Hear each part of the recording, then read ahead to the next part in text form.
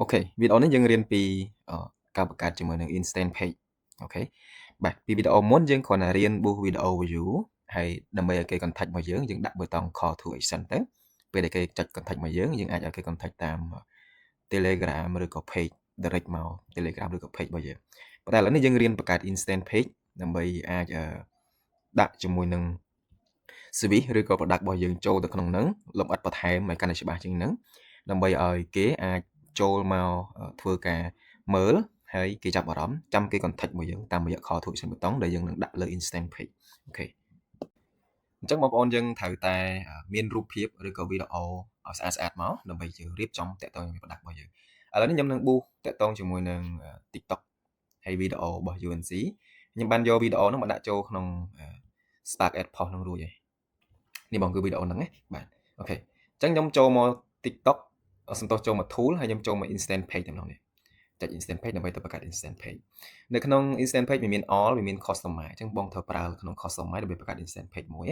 ទៀតគឺមាន instant form មួយទៀតមានជាប្រភេទ add profile មួយទៀតមានជា add ប្រភេទ direct message អញ្ចឹងខុសៗគ្នាអញ្ចឹងយើងប្រើជាមួយនឹង customize នេះបាទ2 3 4នេះខ្ញុំអត់បរៀនប្រើទេអូខេ customize នេះយើងអាចចុច create នៅកន្លែងហ្នឹងបាទចុច create មកវាមានជាទម្រង់ឲ្យយើងស្រាប់ជា template ឲ្យយើងស្រាប់បើតែបងអាចចូល edit វាបានបើសិនបងប្អូនចង់ edit ខ្លួនឯងអញ្ចឹងណាអត់ចង់ប្រើ idea ខ្លួនឯងយើង edit រូបមានស្រាប់ៗក្នុងក៏បានតែបើអត់ទេខ្ញុំយក customize ហើយចុច confirm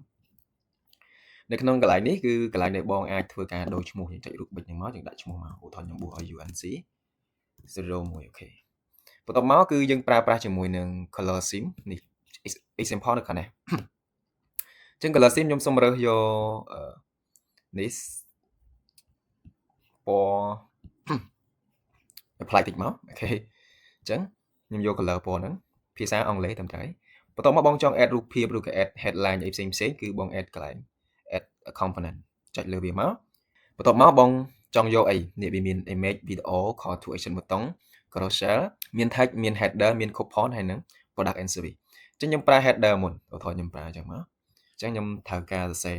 បងដាក់ជារូបភាពក៏បានអត់បងសរសេរជានេះក៏បានបងមាន logo ដាក់ logo ចូលអញ្ចឹងណាតែបើអត់បងអាចសរសេរនៅនេះកន្លែងនេះក៏បានដែរកន្លែង title នេះពេលដែលបងសរសេរគឺវា load នៅ color នេះអញ្ចឹង header នេះគឺនៅខាងលើគេបាទជា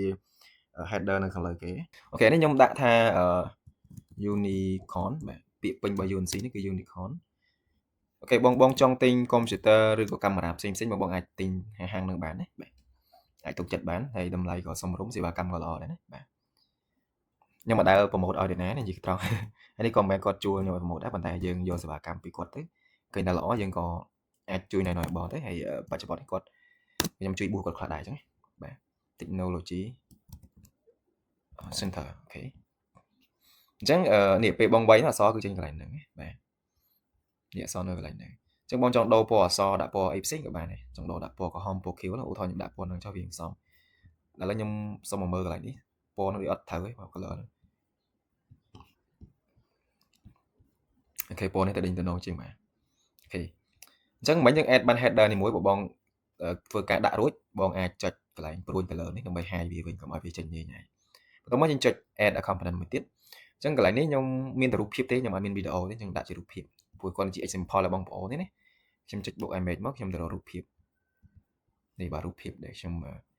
បានមានអូខេខ្ញុំដាក់រូបភាព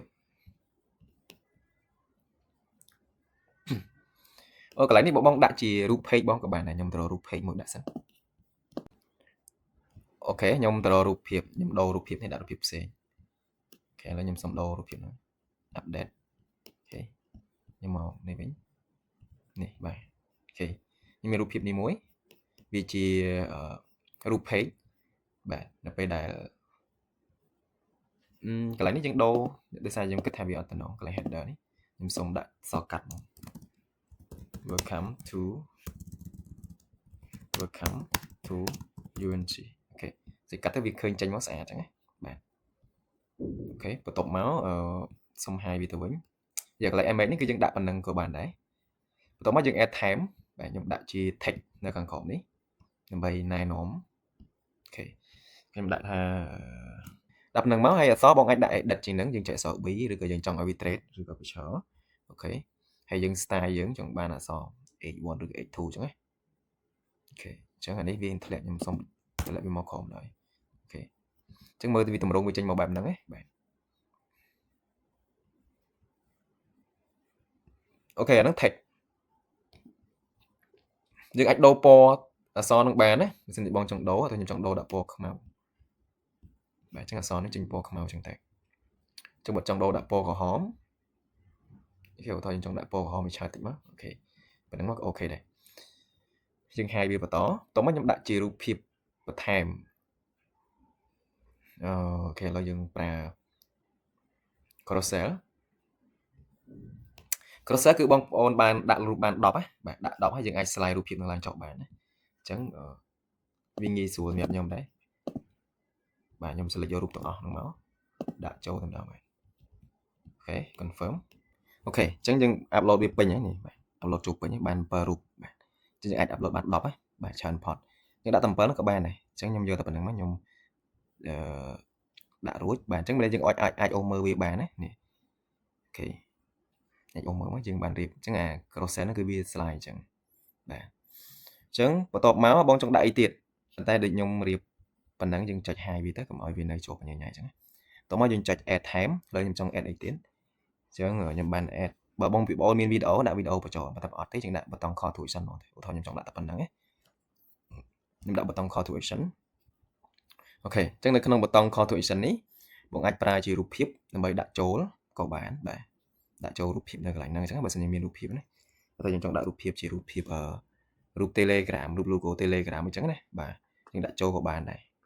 ប៉ុន្តែអត់ទេបើដាក់ text ក៏បានដែរបាទអញ្ចឹងពេលដាក់មកវាចេញប៊ូតុងពណ៌ក្រហមហើយមានអក្សរសប now អញ្ចឹងការអក្សរសប now នឹងបានណាយើងដាក់ថាតាក់តងមក Telegram ហើយចង់បញ្ជាក់ថាបើគេចង់ទិញអីអាចតាក់តងមក Telegram បានអូខេខ្ញុំដាក់ជាអក្សរ Telegram ក្នុងថែម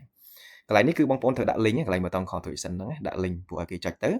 ឲ្យគេផ្ញើសារបើន័យថាពេលគេចូលមើលក្នុង instant page រួចពេលគេចុចមកគឺស្មើនឹងគេផ្ញើសារមកកាន់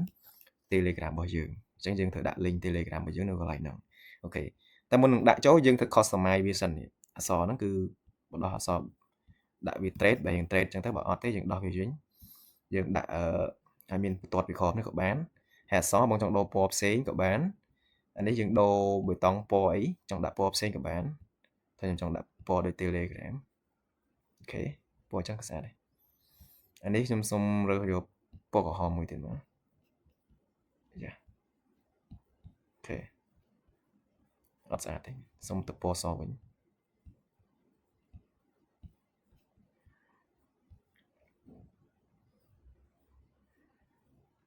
អូខេប៉ុណ្្នឹងចុះយកប៉ុណ្្នឹង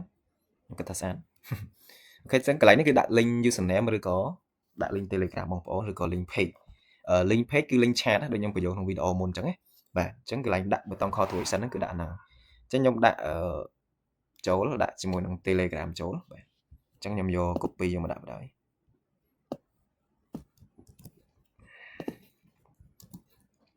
អញ្ចឹងដាក់ទៅជាប់ជាមួយនឹង https ស្ដាប់ស្លាស់ហ្នឹងបានចេញណាបាទហើយយើងសាកចុចសាកទៅវាចូលទៅត្រូវអត់បាទអញ្ចឹងចាក់ដាក់ទៅគឺចូល chat Telegram អញ្ចឹងត្រឹមត្រូវហើយអូខេបន្ទាប់មកកន្លែង show hand cursor នេះពេលបងចុចទៅវាចេញនេះលោតនេះអូខេអញ្ចឹងដល់ពេលមួយទៀត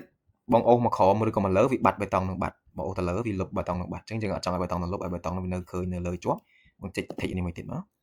យើងអូសមកគឺឃើញវាជាប់ហ្នឹងហើយតោះនេះបាទអញ្ចឹងយើងអាច add អីថែមបានបើសិនជាបងចង់ add ចូលណាប៉ុន្តែខ្ញុំចង់ add តែប៉ុណ្្នឹងខ្ញុំអត់ចង់ add ច្រើនព្រោះគាត់ជាឧទាហរណ៍បងប្អូនមើលអញ្ចឹងណាបាទខ្ញុំ add តែប៉ុណ្្នឹងមកអញ្ចឹងយើងអាច complete បានហើយបាទហើយមួយទៀតសម្រាប់អាទីតាំងអក្សរឬក៏ទីតាំងរូបភាពអីហ្នឹងបងចង់ផ្លាស់ទីនេះបងអាចអូសវាទៅលើបានចុចជាប់មកយើងអាចអូសអញ្ចឹងអក្សរនេះវាមកលើអញ្ចឹងអាចទាញមកក្រោមវិញបានមកនៅក្រោមឬក៏ចង់ឲ្យអា carousel ហ្នឹងវានៅលើយើងទាញទៅលើបានដូចគ្នា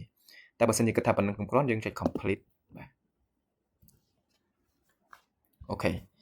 អញ្ចឹងយើងចុច view asset ហ្នឹងមកនេះយើងបង្កើតមិញគឺបានស្រាប់បងប្អូនអាចចុច preview បាទដោយ scan ចេញពីទូរស័ព្ទដៃបងប្អូនទៅបើ scan ទៅវាឃើញតម្រង់បែបហ្នឹងហើយមើលទៅវាស្អាតអត់ឬក៏បងប្អូនចុចប្រើ link ហ្នឹងក៏បានដែរបាទចុចមើលអញ្ចឹងណាបាទតែនេះវា support នៅពេលលើទូរស័ព្ទវាឃើញស្អាតទេបាទទៅលើ computer សំទោសនៅលើទូរស័ព្ទបានឃើញស្អាតលើកុំព្យូទ័រមើលអត់ស្អាតទេអញ្ចឹងគឺមេរៀននេះគឺមានប៉ុណ្្នឹងទេសម្រាប់បងប្អូនយើងដែលគាត់ចង់បង្កើត instant page គឺប៉ុណ្្នឹងដល់មេរៀនក្រោយយើងនឹងរៀន boost ដោយប្រើ instant page នឹងម្ដងបាទអរគុណ